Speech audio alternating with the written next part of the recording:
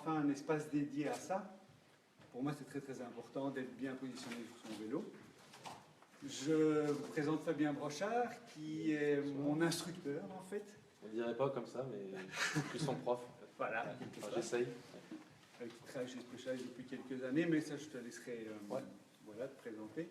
Et il y a François qui interviendra aussi un petit peu un peu plus tard dans la soirée pour expliquer un peu ce qu'il a ressenti avant, après être passé sous mes mains. Il a fait les 3 études, triathlon, route et VTT. Voilà. Donc moi je fais la première partie et lui après fait son one-man show. Tout à fait. Merci. Merci Pascal. Donc de même, merci pour votre présence, d'être venu ce soir pour parler donc body géométrie. Je remercie aussi bien sûr Pascal qui depuis quelques mois m'appelle régulièrement pour me dire bon alors cette soirée quand est-ce qu'on l'a fait, etc. Donc on y est. L'idée de ce soir c'est vous présenter donc ce qu'on appelle donc le concept body géométrie chez Specialized, tout ce qui concerne les points d'appui en termes de solutions, que ce soit au niveau produit ou en termes de positionnement avec la méthode Body Geometry Fit. Le but, c'est que vous repartiez avec du concret. Ce n'est pas de vous faire une présentation comme ça pendant 1 heure. Je vais me limiter à 1 heure parce qu'on peut en parler très, très longuement. C'est que vous repartiez ici avec des solutions concrètes, des choses qui vont vous permettre de prendre plus de plaisir sur votre vélo, que ce soit en termes de confort, que ce soit en termes de performance. On a tous quelque chose à gagner en optimisant ces réglages. Et en tant que passionné, que ce soit en tant que passionné du VTT, triathlon ou de route, on est en général très bien renseigné sur tout ce qui concerne les produits, les vélos, les équipements. Mais la partie positionnement, c'est souvent un petit peu plus flou.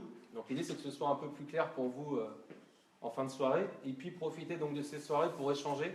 Donc si vous avez des choses que vous voulez partager plutôt après la présentation, on prendra le temps de le faire, que ce soit avec moi, avec Pascal, avec Régis qui sera également de formation.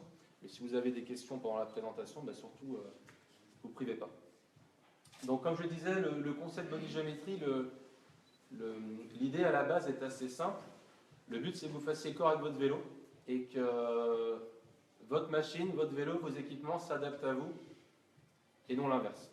Ou en tout cas que si vous devez vous adapter à votre vélo, que ce soit vraiment au minimum. Donc pour ça, pas mal de solutions, pas mal de choses existent.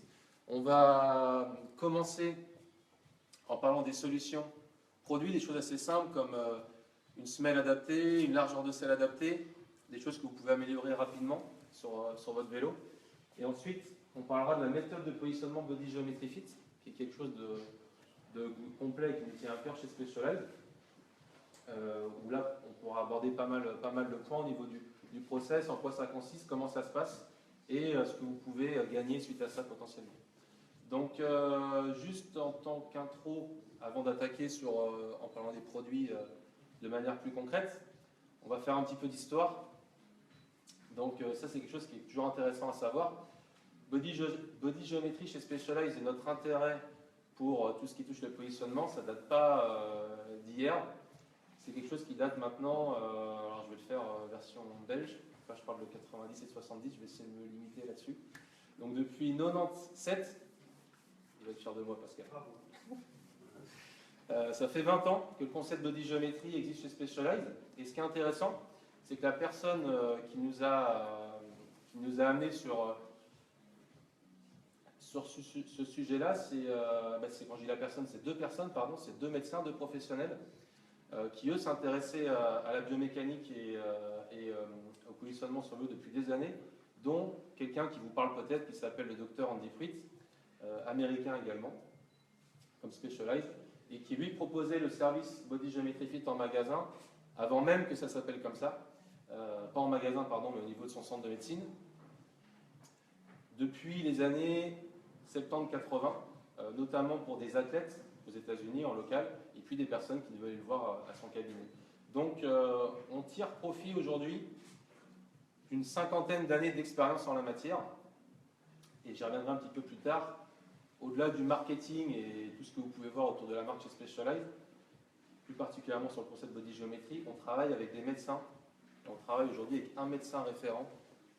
Dis-moi. Ah, il faut que je me recadre par rapport à l'image. Je suis là. Pardon, je ne suis pas habitué.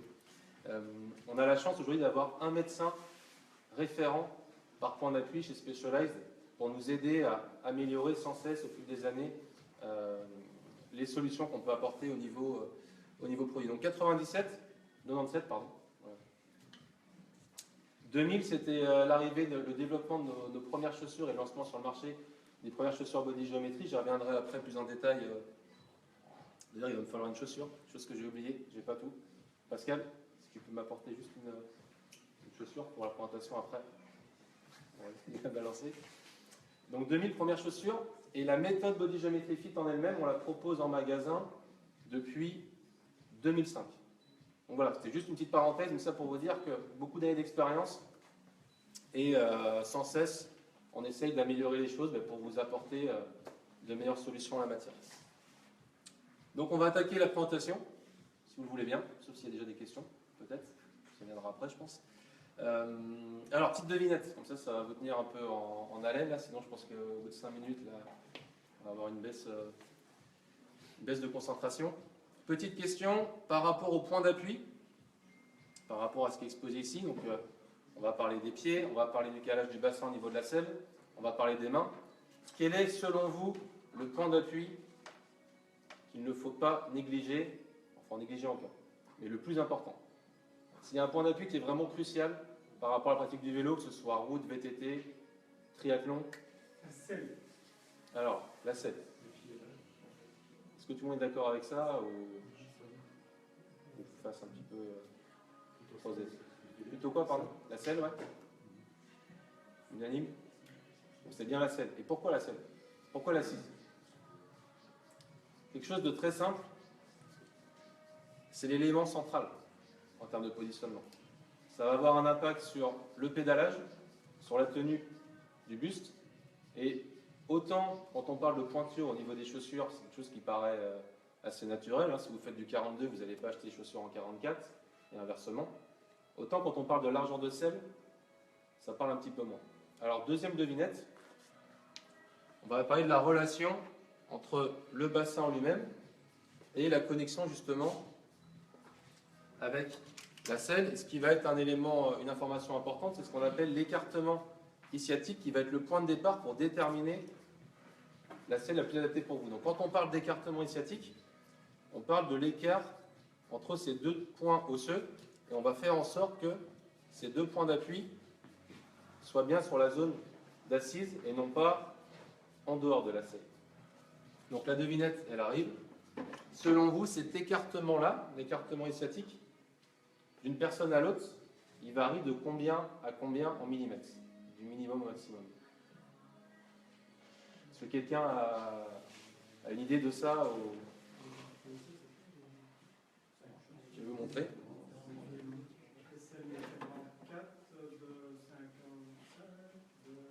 Alors, 50 de différence derrière entre le plus petit et le plus grand. Alors la réponse, elle est là. Il y en a même un petit peu en dessous par rapport au tableau qu'on a ici. Je ne sais pas si vous voyez bien, mais on pourra peut-être bien sûr reparler après. L'écartement, il varie de 80 à 160 mm d'une personne à l'autre. Et ça n'a rien à voir avec votre gabarit, avec l'âge de la personne. Homme, femme, on a un écartement qui varie de 80 à 160. Alors bien sûr, si je reprends le graphique ici, donc sur la base d'études qu'on a pu faire en la matière, la moyenne chez les hommes va être autour des 120, chez les femmes autour des 130. Et ça, c'est intéressant parce que c'est ce qui nous permet, sur nos vélos d'origine, de mettre des selles qui correspondent à un maximum de personnes. Donc chez les hommes, vous allez retrouver des selles en 143 mm de large sur les vélos hommes et 155 chez les femmes. Ça, c'est le point de départ pour avoir une selle qui soit adaptée. Pourquoi? Parce que comme je le disais avant, si ma selle est trop étroite par rapport à mon bassin, qu'est-ce qui va se passer? Le corps va s'adapter.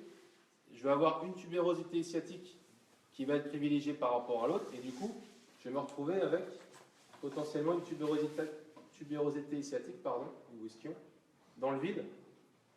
Donc un manque de stabilité, un décalage au niveau de mon assise qui va avoir un impact sur mon pédalage et ça peut même engendrer une rotation du bassin. Ok, donc pour une question de stabilité, une question de confort également, la largeur de selle va être primordiale. L'autre élément qui est important, et ça a été le point de départ, je parlais de l'histoire Body Geometry 97, en fait c'est le lancement sur le marché de nos premières selles. On les a lancées avec l'objectif d'améliorer le confort au niveau du périnée en le soulageant au maximum pour améliorer la circulation sanguine.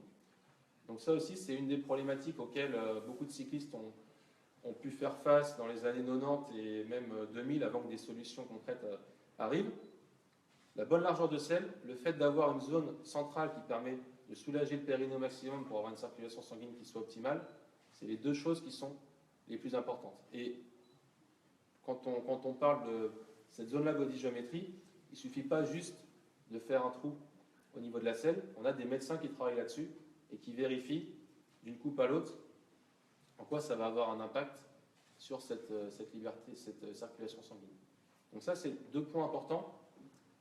La selle, on peut en parler aussi pendant des heures. Vous avez, si on prend la gamme, seulement la gamme Specialized Body Geometry aujourd'hui, si je prends l'ensemble des références, si j'intègre les couleurs, les largeurs, les modèles, on est à peu près à 160 références aujourd'hui. Voilà. Le but, c'est que chacun puisse avoir une selle qui soit adaptée pour lui. Est-ce qu'il y a des questions par rapport à l'assise? Hauteur, recul, on y reviendra après. Mais voilà, ça c'est déjà un premier point. Ouais. C'est facile de mesurer ça. Alors, voilà, très bonne question. On a cet outil-là qui va permettre justement, en s'asseyant dessus, alors je vais le faire avec le bassin. Quand vous allez vous asseoir ici au niveau de la mousse, on va pouvoir donc, avec l'empreinte, mesurer cet écartement. Et une information importante que j'ai oubliée également, on travaille chez Specialized avec 4 largeurs de selle. Donc, je vous disais 180, 160. Par défaut, quelqu'un qui va avoir un écartement initiatique entre 80 et 100, on va plutôt préconiser une selle en 130 mm de large. 100 et 120, 143 mm de large, vous les retrouvez ici. 120, 140, 155 et au-dessus 168. Voilà, donc ça fait des années qu'on propose différentes largeurs. La largeur 168 est arrivée un petit peu plus tard. Dans le cadre d'un fit, on peut aller plus loin en fonction de la forme de la selle, privilégier plutôt une largeur ou une autre, mais déjà ça vous permet de vous situer, sachant qu'aujourd'hui, la plupart des pratiquants encore, de par ce qui est monté sur beaucoup de marques de vélo et de par les selles qui sont déjà sur le marché, roulent avec des selles souvent qui sont trop fines, 130, 135 mm. D'accord? Donc très bon point, merci d'avoir rebondi là-dessus. Et donc ça c'est pour tous les types, que ce soit VTT. Tout à fait. Alors on a une largeur qui est préconisée par rapport à un écartement sciatique. Et après, en fonction de notre gamme de selles, on va avoir des modèles qui vont être un petit peu plus adaptés pour le VTT, un peu plus pour la route. On va privilégier le même écartement, peu importe votre pratique. Voilà. Le cas qui est un petit peu à part, c'est le triathlon, où là vous avez une bascule du bassin qui est vraiment totale sur l'avant, et plutôt que d'être en appui au niveau des tubérosités sciatiques, on va être en appui sur les branches ischio-pubiennes qui sont ici, qui ont une forme de V. Est-ce que tu as une Citero, Pascal, là? Je le montre, si tu en as une à côté là. Et le fait d'être en appui ici, du coup, j'ai une forme de selle qui va être totalement différente. Voilà. Merci. Et donc là, je le vois sur une Citero. Ma zone d'assise est ici. On n'a qu'une seule largeur qui est disponible. Et du coup, la personne, par rapport à la forme de son bassin, va venir chercher la position qui va être la plus confortable pour elle. Voilà. Il y a des élèves sérieux là. Devant, le petit carnet, tout ça. Impressionné là. Ça va pour ça? On va parler des chaussures et des pieds. Alors, je vais commencer par les semelles du coup. Une solution assez simple, peu coûteuse et qui peut vraiment vous amener plus de confort, c'est le fait d'avoir des semelles adaptées dans vos chaussures par rapport à la hauteur de votre voûte plantaire. Donc pour ça, on a des semelles qui sont proposées avec 3 niveaux de soutien différents. Je vais vous les faire passer. 3 niveaux de hauteur qu'on va adapter. Donc la rouge pour la semelle la plus basse, qui est par défaut dans nos chaussures Body Geometry. La bleue qui correspond au niveau intermédiaire, donc qui est plus épaisse ici à l'intérieur. Et la troisième, la verte, qui amène encore plus de matière ici pour un calage du pied qui soit optimal. Alors, pourquoi chercher à optimiser le calage du pied dans la chaussure? Le pied, naturellement, on est d'accord, il a été conçu pour la marche, pour la course à pied, et pas pour faire du vélo. Donc on a une voûte plantaire, tous plus ou moins haute, qui permet justement d'amortir l'impact dans le cadre de la marche. Mais dans le cadre du vélo, ça va avoir un effet néfaste, ça n'a aucun intérêt d'avoir cette forme d'amortissement, si on veut. Bien au contraire, le fait d'avoir un pied d'installé dans la chaussure, c'est un pied qui potentiellement donc, va s'affaisser et va amener le genou avec lui. Donc on va perdre en pertinence au niveau de l'alignement avec le genou et avec la hanche. On va amener plus de contraintes au niveau des genoux. Et donc dans l'optique d'améliorer votre confort et vos performances, on va chercher à avoir un alignement qui soit le plus efficace possible. Donc ça, les semelles, je vais vous les faire tourner, vous allez pouvoir regarder. Donc pareil, l'outil qu'on va utiliser pour ça, pour le déterminer, donc le niveau de soutien idéal, ça va être cette plaque qui va réagir donc, par rapport à la chaleur. On le voit assez peu, mais vous voyez, en termes d'empreinte. On va pouvoir déterminer le niveau de calage idéal pour vous. Donc ça, c'est un point de départ intéressant. Alors bien sûr, faire une semelle sur mesure, ça permettrait d'aller encore plus loin. Maintenant, ce qui est important avant tout, c'est d'avoir une semelle qui soit adaptée à la pratique du vélo, parce que votre pied, du coup, comme je le disais, n'a pas du tout le même rôle et va travailler différemment. Ce que vous pouvez observer sur les semelles, je vais vous le montrer d'ici, avec la semelle d'origine dans la chaussure. Un deuxième élément qui est intéressant et qui est vraiment spécifique au vélo, c'est ce qu'on appelle le bouton métatarsien. Donc vous pouvez regarder à ce niveau-là, dans la semelle, vous avez un renfort de matière qu'on observe plus particulièrement sur la rouge, qui va permettre en fait tout simplement d'apporter un peu plus de pression sous le pied pour avoir un écartement des têtes de métatarse qui se fasse naturellement et du coup libérer la pression au niveau des nerfs, avoir une circulation sanguine qui soit meilleure. Pourquoi? Parce que le pied il est coincé dans la chaussure et le risque, et on est nombreux à être confrontés, c'est d'avoir une circulation sanguine aussi qui soit plus faible sur l'avant-pied, des sensations d'engourdissement. Et donc ce bouton-là métatarsien va vous permettre de l'éviter ou de le retarder. Donc 2 éléments body géométrie au niveau des semelles. Optimiser le calage de la semelle, le calage du pied pardon, au niveau de la voûte plantaire, pour avoir un meilleur alignement, le plus efficace possible. Et puis donc ce bouton métatarsien dont je parlais, qui vous permet d'éviter les sensations d'engourdissement sur l'avant-pied. Alors, un élément, ça je ne vous perds pas là. Moi je suis lancé, mais il faut m'arrêter si je vous perds. Votre petit bouton, il est présent dans la semelle d'origine, Oui. ou bien seulement dans les semelles qu'on rajoute Il est sur l'ensemble, il est moins marqué sur la semelle d'origine. D'accord? Et vous allez le voir sur les semelles que j'ai fait passer, sur la rouge, on le voit bien effectivement. Alors idéalement, ce bouton métatarsien, vous allez peut-être me poser cette question-là, il faudrait le personnaliser d'une personne à l'autre. Si je parle à un podologue ce soir, il va me poser la question, il va me dire, mais attendez, c'est bien, mais moi je fais différemment, etc. Bien sûr que dans l'idéal, une semelle, il faudrait la faire sur mesure, sauf que du coup, le coût forcément n'est pas le même. Là, on parle d'une paire de semelles à une trentaine d'euros. Néanmoins, pour la plupart des personnes, le fait d'avoir ce bouton-là présent, ça va apporter un plus. meilleure circulation sanguine. Est-ce que ça a un effet sur le foie? Le week-end passé, il faisait partie du Oui, foie. tout à fait, ouais. Le fait d'avoir une circulation sanguine qui soit meilleure, donc je parlais des sensations d'engourdissement, chose qui peut être liée aussi à la température, on va potentiellement améliorer le confort par rapport à ça. Maintenant, ça ne va pas non plus remplacer des vrais couvre-chaussures, il ne faut pas se mentir, mais ça peut être utile aussi dans cette optique-là. Sans entrer trop dans les détails, donc oui. Quelqu'un qui aurait des semelles orthopédiques, oui. Qu'est-ce qu'il fait? Il transfère dans cette chaussure-là ou malgré tout il... Alors, voilà. Là, l'appui est différent. Là, ce qui est important, c'est d'en parler avec votre podologue et de savoir dans quelle optique ces semelles-là ont été faites. Hein. Vous avez aujourd'hui des podologues, alors en local, Pascal sera mieux renseigné que moi pour le savoir, qui proposent des semelles sur mesure spécifiques vélo, et d'autres qui vont proposer des semelles standards. Sur une semelle standard, vous n'allez pas retrouver ce bouton métatarsien, et le calage de la voûte plantaire va se faire un petit peu plus sur l'arrière, au niveau du talon. Là où nous, au niveau du vélo, ce qui va être important, c'est que votre pied soit particulièrement bien calé sur les deux premiers tiers. Pourquoi? Parce que le transfert de puissance va se faire entre... Ça je ne vais pas le dire, je vais poser la question après. Au niveau des métatarses, ici, sur l'avant. Donc, ce qui est très important, c'est que votre pied soit particulièrement stable ici. Donc le calage de la voûte va être un petit peu différent. Voyez? Donc si vous les faites faire par un podologue, bien lui expliquer que c'est dans le cadre de la pratique du vélo. Parce que potentiellement, les Parce que semelles lui, quand il analyse sur un tapis de marche, tout à fait. par rapport à la marche. Tout à fait. Donc ça, c'est important. Alors, le réglage des cales, justement, j'y viens.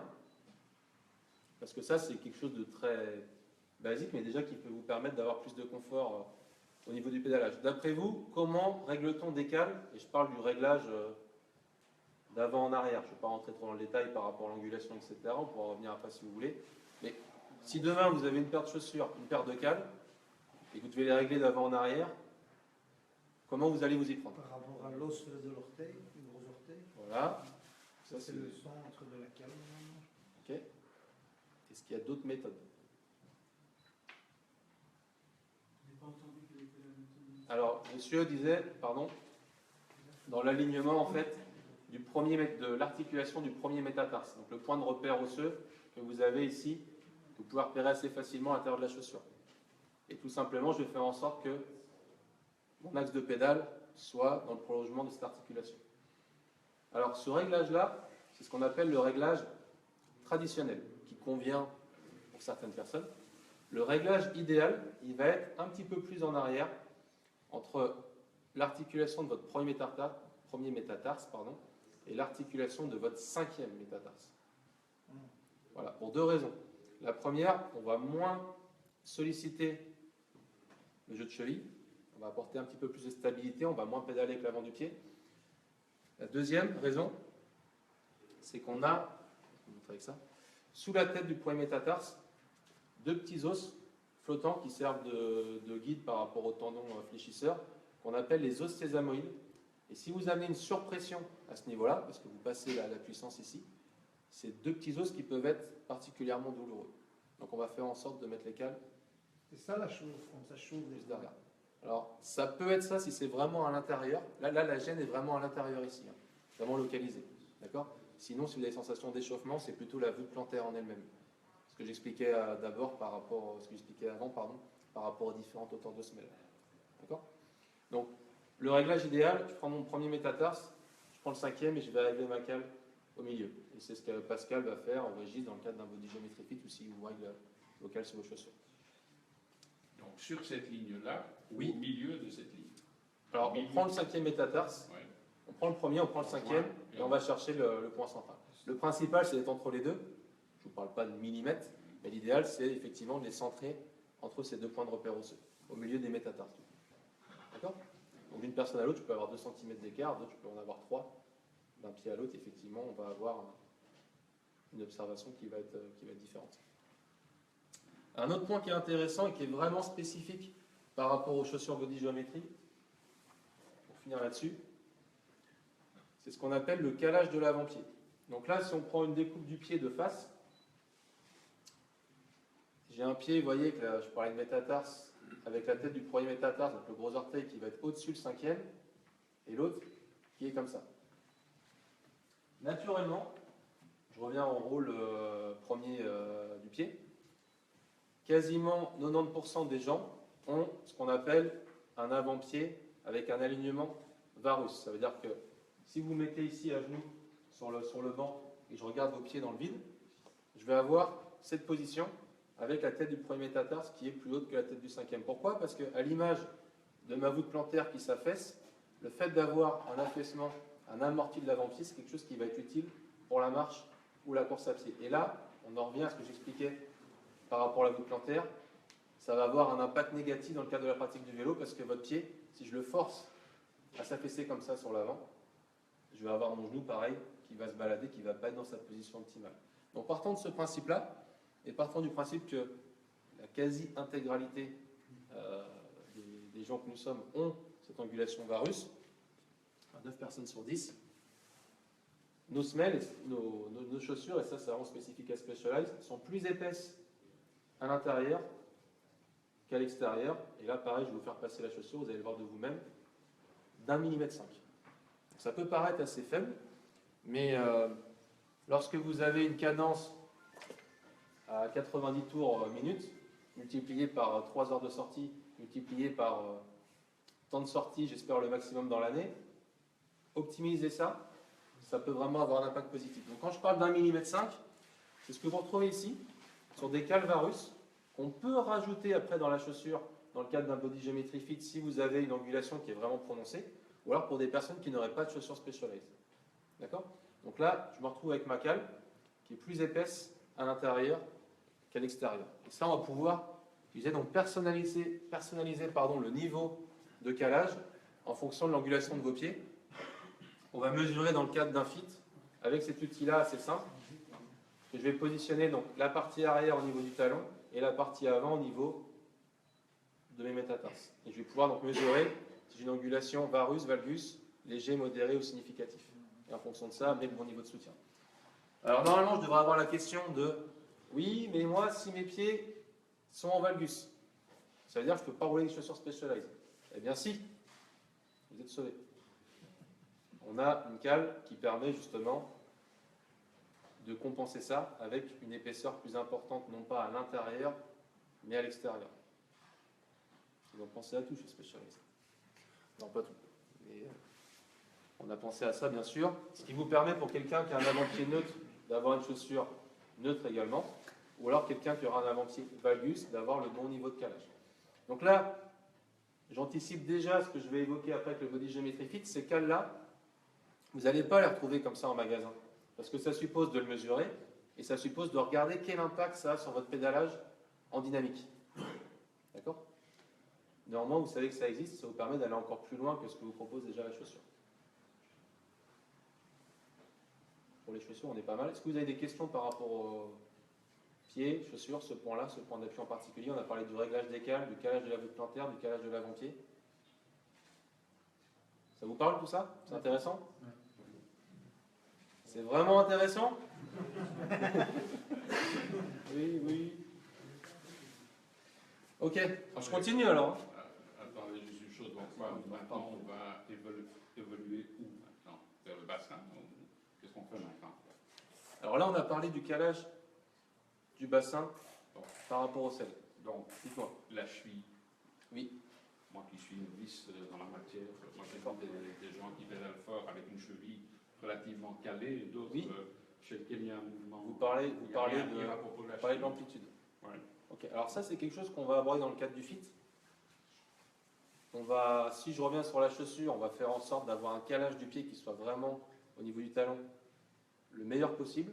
Et je vous ai fait passer la chaussure qui est un très bon exemple, qui évite justement d'avoir un flottement.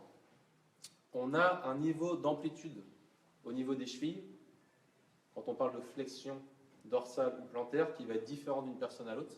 Et ça, c'est un point qu'on va aborder dans le cadre d'un fit. On va l'observer.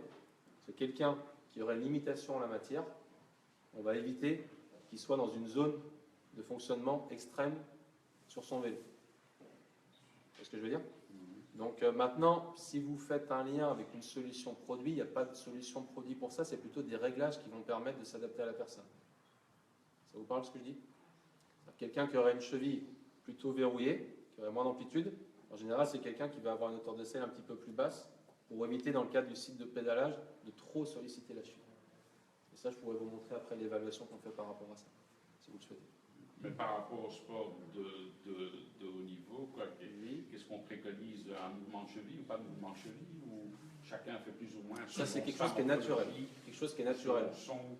Par rapport à sa morphologie, tout à fait. Il n'y a pas de règles. On a, je dirais, quand même une plage d'angulation. Il n'y a pas de règles strictes en la matière. Par contre, par rapport au réglage du genou, ça, je vais y revenir, on a des angles bien précis. Ça, c'est important. Donc, pour finir, au niveau des points d'appui, donc les selles, on propose des solutions et on travaille avec un médecin depuis donc, la fin des années 90, chaussures depuis 2000, et plus récemment, le petit dernier qui nous a rejoint, le dernier médecin, même chirurgien plus particulièrement, qui nous a rejoint en 2015 chez Specialized, nous a permis de développer des gants, et ce modèle-ci en particulier qui s'appelle le gant Grail, qui permet un petit peu à l'image des semelles dont je vous ai parlé tout à l'heure, à la différence de d'autres gants, d'apporter aussi une solution en termes de circulation sanguine avec un renfort de matière ici, qui va être dans le creux, au niveau de la paume, et qui va permettre du coup d'avoir un appui plus naturel au niveau du sein. C'est-à-dire que plutôt que d'avoir un appui qui soit particulièrement important autour, au niveau de la main, on va essayer de mieux répartir la pression au niveau du cintre, et en mieux répartition, avec une répartition qui est meilleure, on va du coup avoir une circulation sanguine aussi qui va être meilleure, et on va repousser potentiellement des sensations d'engourdissement, voire les annuler. D'accord? Donc ça, c'est quelque chose qui nous a demandé entre 3 et 4 ans de recherche et développement pour arriver à cette version-là finale. Et c'est un gant qui va être adapté à la route comme au VTT, et qui peut être intéressant si vous êtes particulièrement sujet à ce genre de désagrément.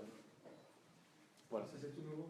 C'est un gant qu'on a lancé sur le marché il y a quasiment 2 ans maintenant, 1 an et demi, 2 ans. Ouais. C'est plus récent par rapport à ce que je vous ai évoqué avant. Donc pareil, vous avez la gamme après en magasin, mais je vous fais voir, vous avez une version longue et une version courte, mitaine. Ce qui nous permet aujourd'hui vraiment de boucler la boucle en matière de solutions de produits pour chaque point d'appui. Alors des gants, il en existe pareil beaucoup de références, beaucoup de modèles, mais celui-ci est vraiment particulier sur le marché. Et on a maintenant 1 an et demi, 2 ans de retour par rapport à ce qui se passe sur le terrain et beaucoup de succès sur ce produit-là. Voilà pour ça. Est-ce qu'il y a des questions par rapport au point d'appui en général? Ou est-ce qu'on peut parler après positionnement? Ça va? Alors avant de parler de la méthode Body Geometry Fit, je voulais juste en profiter pour faire une petite parenthèse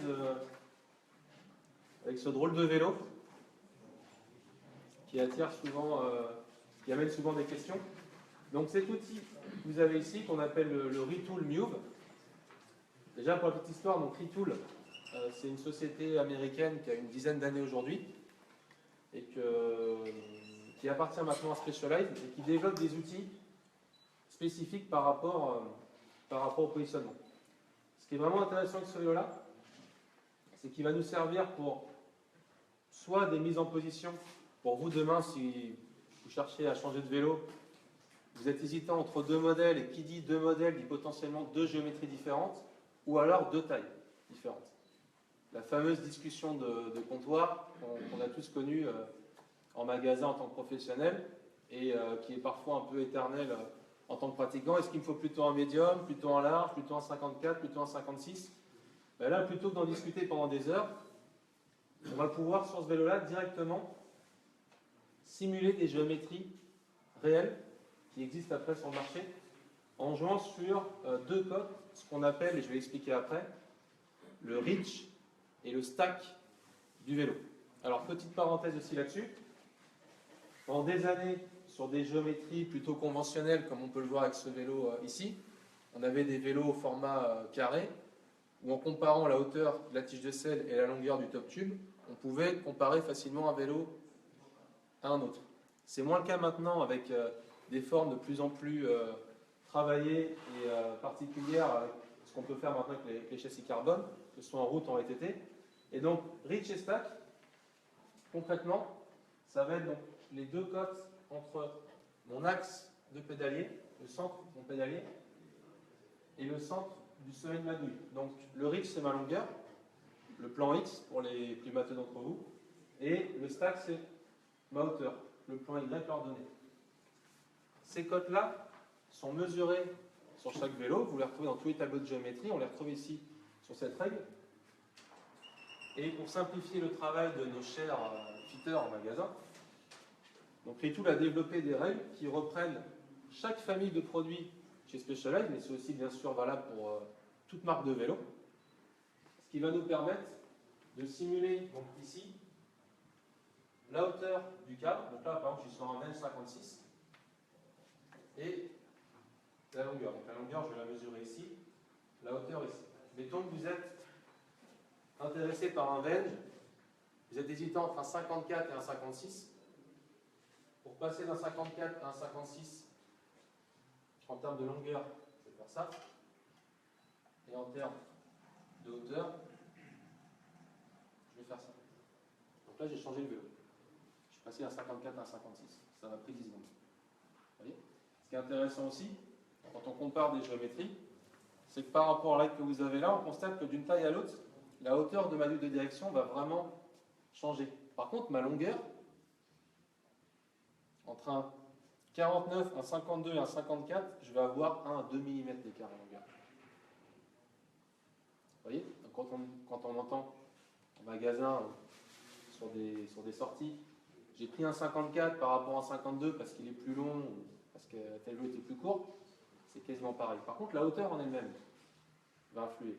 Et donc là, ça va vous permettre en dynamique, alors idéalement en tenue, après tout dépend du type de vélo sur lesquels vous lorgnez, ça va vous permettre en dynamique de déjà avoir des premières sensations et de vous rassurer sur la taille et modèle de vélo. C'est valable pour la route, par rapport au cintre qu'on a mis, on peut très bien mettre un cintre VTT, on peut très bien faire un positionnement triathlon, et en un quart d'heure, une demi-heure, vraiment vous rassurer sur le vélo idéal pour vous.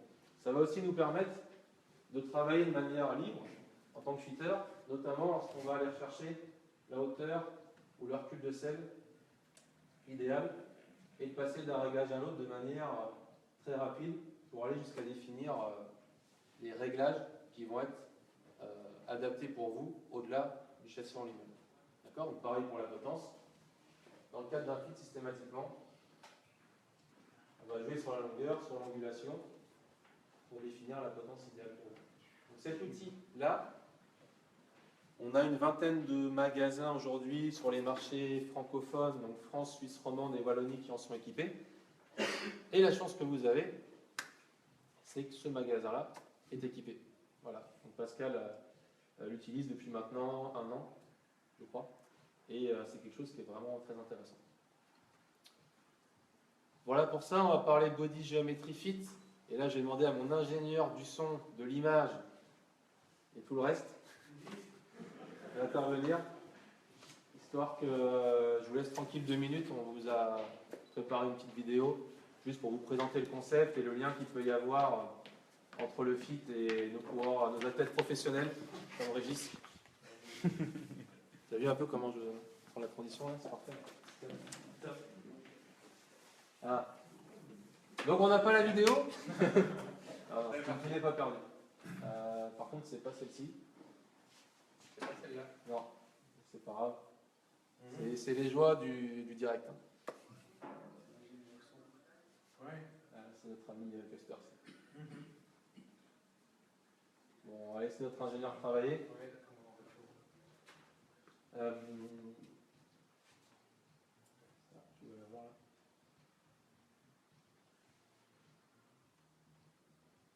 Donc tout ce qui concerne le positionnement et le fit, la chance que vous avez aussi ici, c'est que Régis est venu en formation, Pascal est venu aussi plusieurs fois, c'est quelque chose qu'ils pratiquent tous les deux, donc vous avez une vraie expertise ici au magasin par rapport à ça, et c'est avant tout une histoire d'hommes avant de parler d'outils, de méthodes, avoir des personnes en magasin qui pratiquent régulièrement, qui soient confrontés à ça déjà eux en tant que pratiquants, c'est quelque chose qui est super important. Il prend pas. Ça marche pas? Bon. Du coup, tout repose sur mes épaules, quoi.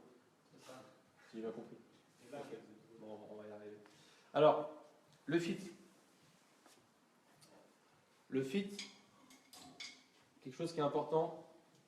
Je reviens à l'idée de départ. Adapter au maximum le vélo à vous et non l'inverse. Ça va clairement être l'objectif. Aujourd'hui, peu importe votre pratique, route, VTT, triathlon, vous soyez débutant, vous soyez confirmé, compétiteur, cyclosportif, randonneur. J'ai oublié du monde là? Je fais le tour. Facteur, merci. Surtout les facteurs d'ailleurs, parce que s'il y a entre la charge du vélo et la fréquence, ça va être important. Peu importe votre profil, vous avez tous à y gagner à avoir une position qui soit la plus adaptée à vous. Et une des particularités aussi par rapport au fit, c'est qu'on ne va pas faire un arbitrage entre le confort et la performance. Je ne sais plus avec qui j'en parlais là tout à l'heure. Les deux sont liés. Si vous êtes bien sur votre vélo, vous allez être performant. Si vous êtes mal sur votre vélo, ça va forcément avoir un impact sur les performances. Alors après, certains restent convaincus que, voilà, soit on cherche la perf, soit on cherche le confort. Notre philosophie, c'est qu'à partir du moment où on amène une amélioration sur le vélo, on va chercher à avoir plus de confort, plus de performance et diminuer le risque de blessure. Et chaque solution est conçue dans ce sens-là. Donc je disais, tous les pratiquants, on gagne sur tous les plans. Et quelqu'un m'en a parlé aussi tout à l'heure, quelque chose qui est important à savoir aussi pour vous, on n'est pas obligé de rouler sur un vélo Specialized pour faire un body geometry fit. Pas plus tard que ce matin, j'étais chez un revendeur dans le cadre d'un fit en formation et la personne roulait sur une marque que je ne citerai pas, je ne sais pas si je peux le faire, mais une marque autre que Specialized, et cette personne-là va repartir avec un vélo réglé pour elle, en attendant peut-être un jour d'avoir la chance de rouler sur un Specialized. Voilà. Comment? C'était pas un trek, mais ça s'en rapproche. Voilà. Donc ça, c'est quelque chose qui est important. On va essayer d'adapter le vélo au maximum à vous. Alors dans le cas où votre vélo est trop petit ou trop grand, déjà il va falloir commencer par tirer les oreilles de Pascal. Mais bon, ça m'étonnerait que ça arrive. Comment? Ça viendra pas d'ici. Voilà. Ça m'est arrivé en tant que fitter. Là, on a l'honnêteté de le dire, mais sur chaque vélo, on a une capacité quand même de réglage qui nous permet vraiment d'adapter le vélo en conséquence et d'aller chercher du mieux que possible le dernier millimètre. En termes de process, en quoi ça va consister? Comment ça va se dérouler? Un fit, ça dure un body geometry fit, entre 2h30 et 3h30. Voilà. Il ne faut pas dire à son patron, je suis là dans 1 heure, parce que ça risque de ne pas le faire. L'idée de départ, c'est d'abord de savoir qui vous êtes, quelle est votre pratique, quelle est votre expérience sur le vélo, qu'est-ce qui vous a amené à venir faire un fit, en gros, quel est votre objectif par rapport à ce body geometry fit, qu'est-ce que vous allez vouloir en retirer. On va faire un point par rapport à l'historique des blessures potentielles, parce que ça va avoir un impact potentiellement sur votre réglage final. Et puis, quand je parlais de votre identité, entre guillemets, quelle est votre pratique aujourd'hui, comment vous définissez en tant que pratiquant. Voilà, cette phase d'entretien préalable est vraiment importante pour mieux savoir, pour Pascal, Régis, qui vous êtes et faire quelque chose qui soit pertinent derrière.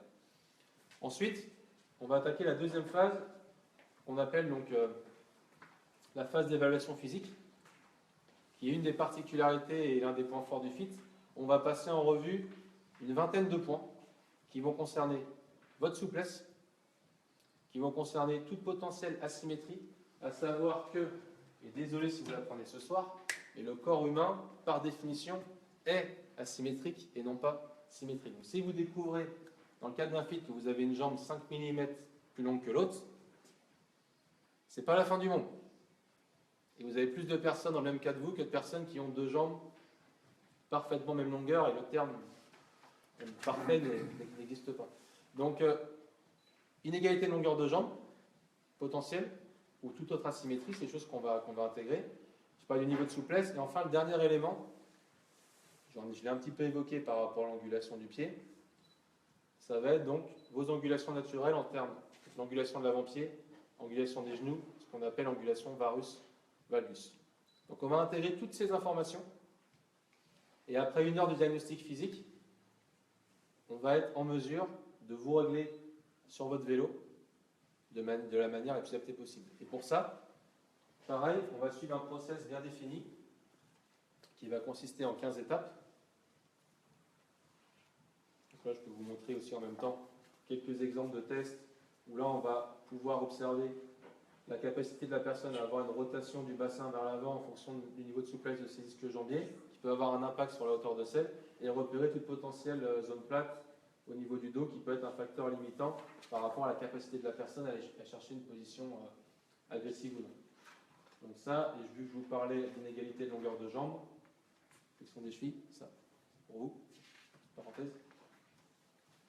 Inégalité de longueur de jambe. Tout le monde en a ici. Bien sûr. Des chevilles. Oui, aussi, mais il faut, bien sûr, par rapport à votre point là-dessus. Merci de le préciser. On va donc observer, pour refaire une petite parenthèse sur l'inégalité de longueur de jambe, si vous avez une inégalité structurelle qui est directement liée, d'un point de vue osseux, à la jambe en elle-même ou au fémur, ou alors si c'est une bascule de bassin, parce qu'en fonction de l'un ou de l'autre cas, les ajustements qu'on va faire sur le vélo vont être différents. Donc voilà pour ça. Et ensuite, le positionnement lui-même, on va commencer par la selle, la sélection de la selle, et ensuite passer en revue différentes étapes. Donc, tout d'abord, régler notre selle de manière idéale dans l'espace en termes de hauteur et de recul, pour finir là-dessus.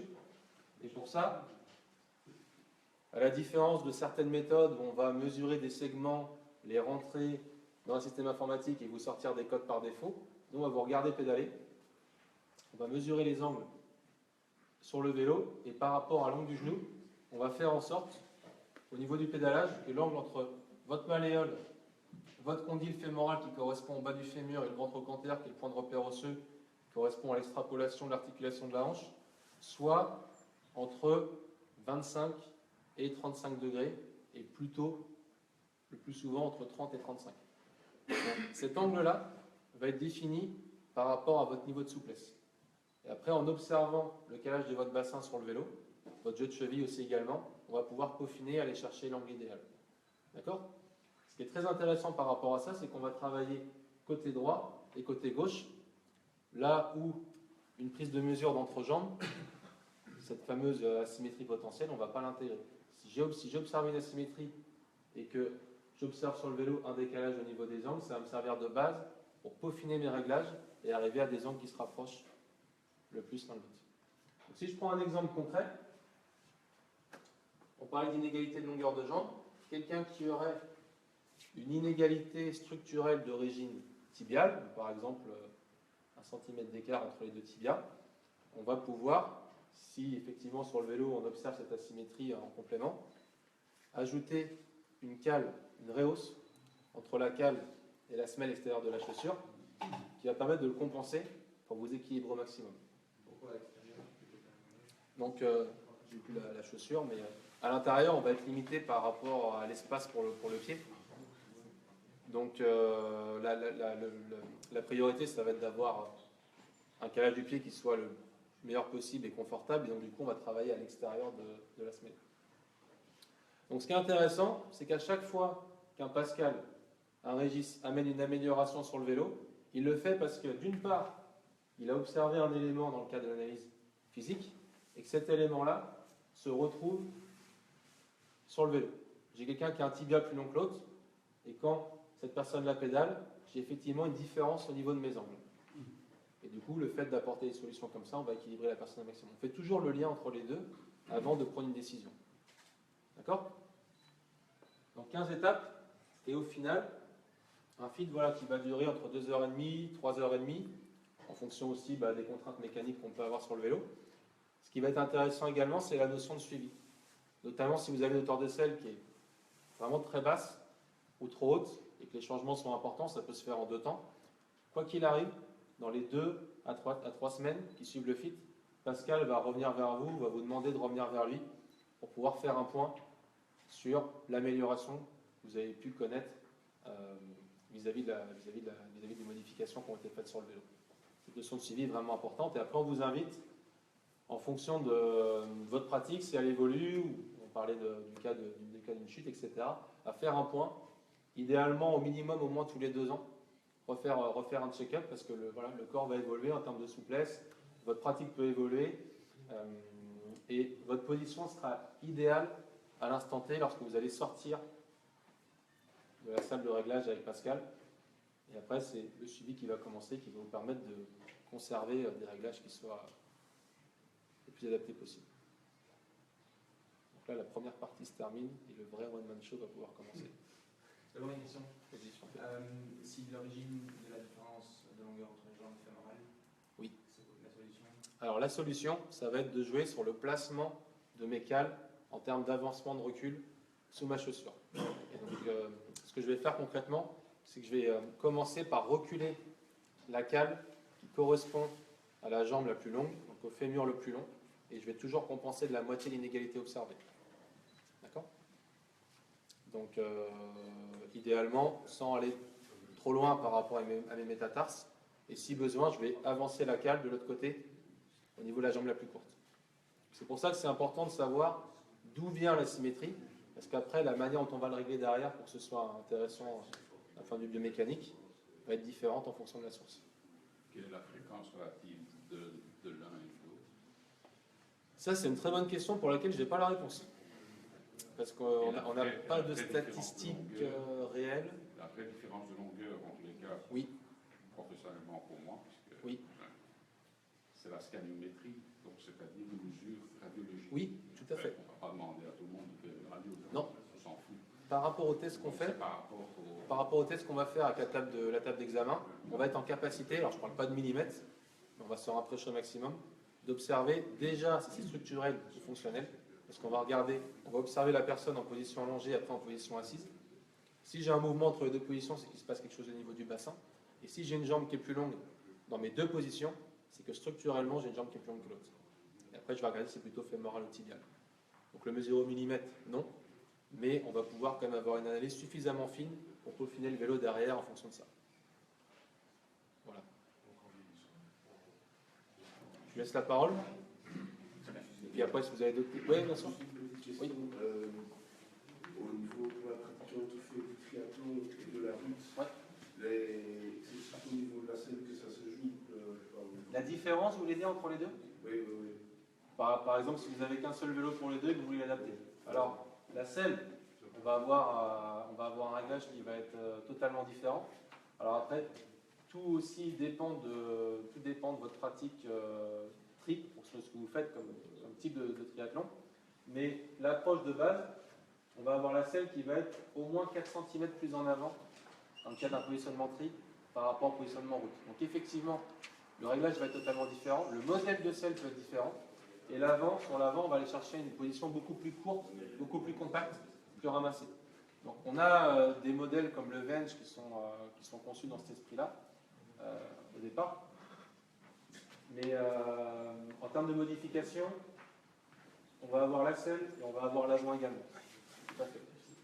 Les deux vont être impactés et on a un process bien spécifique pour ça. Donc l'idéal, c'est de faire un fit avec les deux configurations, d'avoir vos cotes idéales pour la route, les cotes idéales pour le tri, et après vous de faire vos modifications en inversant la potence, en réglant la selle, ou alors ce que font beaucoup de personnes qui sont dans cette optique-là, ils ont une deuxième selle et une deuxième tige de selle, et du coup ils ont juste à permuter, et ça permet sans faire trop de frais, en tout cas moins de frais que de vélo, d'avoir quelque chose d'assez simple pour passer d'une configuration à l'autre.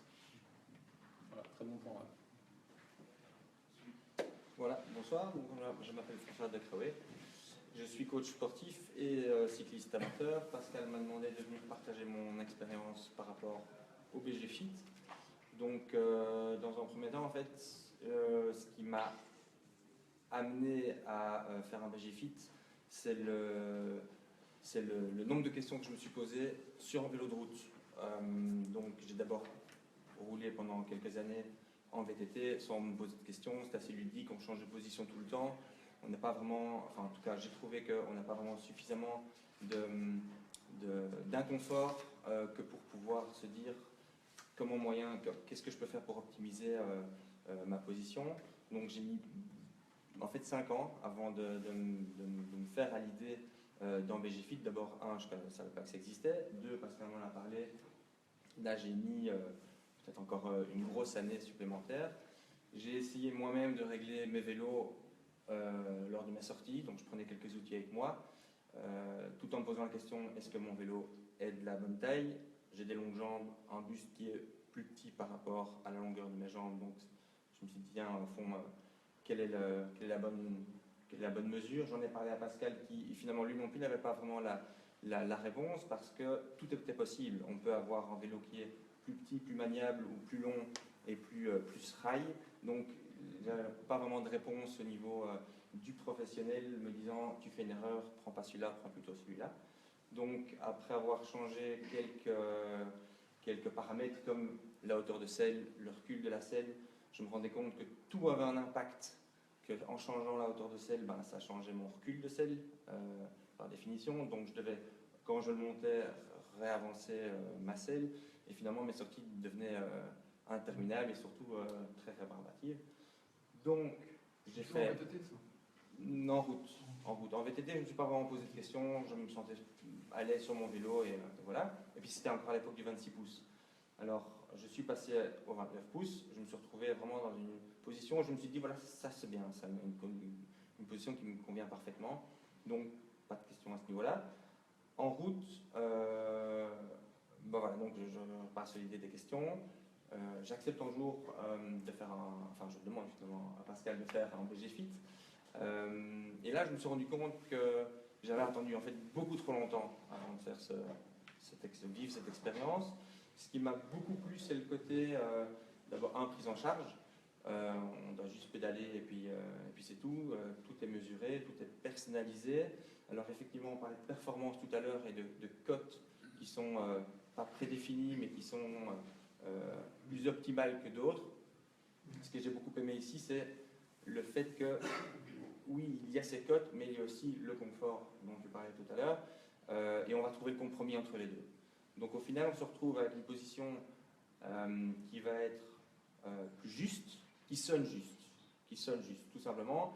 Et lors de la première sortie, c'est directement, voilà, on est calé sur le vélo, on ne glisse plus vers l'avant, on ne se pose pas trop de questions par rapport à des douleurs dans le cou parce qu'il n'y en a finalement plus. Donc voilà, ça c'est pour la version route. J'ai eu l'occasion aussi de faire un BGFit niveau triathlon. Donc Pascal un jour m'avait gentiment mis à disposition son vélo qui était un Chive pour faire un triathlon. J'en avais fait un avant avec un tarmac qui ne s'y prêtait pas du tout au fond. C'était un tarmac qui était une taille 56. J'avais juste mis des prolongateurs sur le cintre. C'était un triathlon full distance, donc j'ai été inconfortable pendant 180 km. C'était un calvaire total. Et là, il m'a prêté un vélo, le Chive, fait pour ça. J'ai fait quelques réglages moi-même en essayant de me dire, voilà, je vais être mieux comme ça. J'ai fait des longues sorties, des plus courtes. J'ai fait ce triathlon très, très, très agréable en ayant fait un BGFit sur mon vélo actuel qui est un Venge en taille 58, donc j'ai changé de taille. Je me suis retrouvé exactement sur le même confort, la même sensation ça sonne juste. Et donc voilà, donc au final, ça agit pour moi sur 3 plans. C'est la prévention des blessures, donc j'ai plus de douleur, ni dans la nuque, ni dans les genoux, ni dans les pieds. Les semelles ont été changées, les cales ont été changées, tout a été adapté. Au niveau de la performance, c'est ce qui aujourd'hui me donne le plus de rendement sur mon vélo par rapport à avant, c'est la nouvelle position. Et puis surtout, et c'est vraiment sur le plan mental, donc il n'y a plus de questionnement, est-ce que j'ai le bon vélo, est-ce que j'ai le bon recul de selle, et si je faisais ça, non, là c'est juste, voilà, ça a été fait, ça a été testé, je suis bien sur mon vélo, j'ai plus qu'à appuyer sur mes pédales, à contrôler ma respiration, et c'est parti. Donc voilà, on est en fait le bénéfice. Voilà, je ne sais pas si quelqu'un a des questions.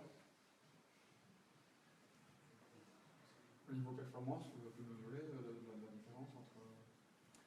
Alors, j'ai pas pu mesurer exactement parce que je suis passé dans un tarmac 56 à un Venge 58, donc c'est pas vraiment comparable. Là, je peux juste parler de confort. Et en termes de performance, je dirais que la moyenne sur un même parcours est passée de le plus 3 km/h à l'heure. Voilà.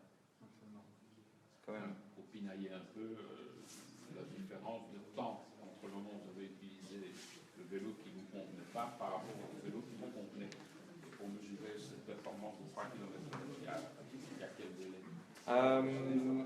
Alors, il y a 1 an entre les 2 triathlons. Et entre le moment où j'ai fait le BGFit et le triathlon, il y a moins. Là, je pense qu'on a fait en juillet et mon triathlon était fin août, donc en 2 mois de temps. Ça, c'est plus parlant, hein, parce qu'autrement, on peut progresser. Oui, bien sûr. Mon type d'entraînement n'a absolument pas changé. Et un point aussi auquel j'ai pensé tout à l'heure, donc cycliste amateur, je travaille, donc j'ai pas l'occasion de rouler quand je veux. Il y a parfois des longues périodes pendant lesquelles je ne roule pas. Voilà, je remonte sur mon vélo, c'est comme si je ne l'avais pas quitté. On est confortable. On est confortable. Je me dis pas, c'est juste l'autoroute, c'est plus long, c'est tout. Non, je suis bien dessus et c'est reparti. Donc voilà. Je trouve ça super intéressant parce que c'est quelque chose que j'ai rarement entendu en tant que feedback, mais c'est tellement vrai. Le côté, j'ai pu me poser la question, est-ce que je suis bien, pas bien? Parce qu'il y a rien de pire, surtout quand on est perfectionniste, d'avoir sa clé à laine derrière et de se dire, tiens, il faut que je laisse un peu. Et je suis pas fan des tous, passer par là, je pense. Et là, voilà, on sort de l'étude, éventuellement une petite visite de contrôle dans les 2-3 semaines qui viennent, s'il y a encore à peaufiner. Et après, voilà, je roule, question à me poser. Effectivement, le BGFIT, ça prend du temps. Le premier, les autres, il a pris 1 heure pour le deuxième, le troisième, c'était un peu plus long parce que c'était une opposition en triathlon. Mais ça vaut la peine, quoi. Le temps qu'on passe à se poser des questions et à se demander, tiens, est-ce que c'est ça ou ça, il n'y en a plus, c'est juste profiter. Merci beaucoup. Avec plaisir. Ça va? Ça vous a plu? Ça vous a vraiment plu? Je vais laisser la parole au président directeur général. Eh bien voilà. J'espère que ça vous a plu. Je vous remercie tous d'être venus. J'espère que c'était intéressant, pas trop barbant. Voilà, super. Si vous avez des questions, je disais tout à l'heure, on peut en profiter. Si vous avez des questions plus perso sur votre position, etc. Avec Pascal, on est là pour répondre à ça. Vous n'êtes pas encore couché? Non. C'était une première, mais on était en direct sur Facebook. Donc je remercie aussi les gens qui nous ont suivis. Et voilà, ça se termine là. On a un petit drink pour ceux qui veulent. Et pour vous remercier d'être venus. Ceux qui décident de faire une étude posturale, eh bien on offre les semaines. Voilà. Juste une remarque, il faudrait faire une seconde partie, parce qu'il y a toujours le bassin et le dos, etc., et l'inclinaison, non? Oui. Alors le bassin, j'en ai parlé par rapport à l'importance du point d'appui. Maintenant, effectivement, on s'est limité là dans la présentation parce qu'il y a le bassin, le rachis, on peut parler syphose, lordose, on peut parler aussi de limitation au niveau des épaules. Le sujet est vraiment vaste. C'est pour ça que si après vous avez plus de questions par rapport à votre pratique, votre situation, là on peut se consacrer du temps et échanger ensemble. Tu ne fais pas une deuxième fois non. Non, si tu as des questions, je réponds avec grand plaisir. Après, si vous voulez que je revienne, prenez la route. Hein. Voilà. Mais si vous avez des questions là-dessus, là, je suis là pour ça et c'est avec plaisir. Voilà, merci à vous.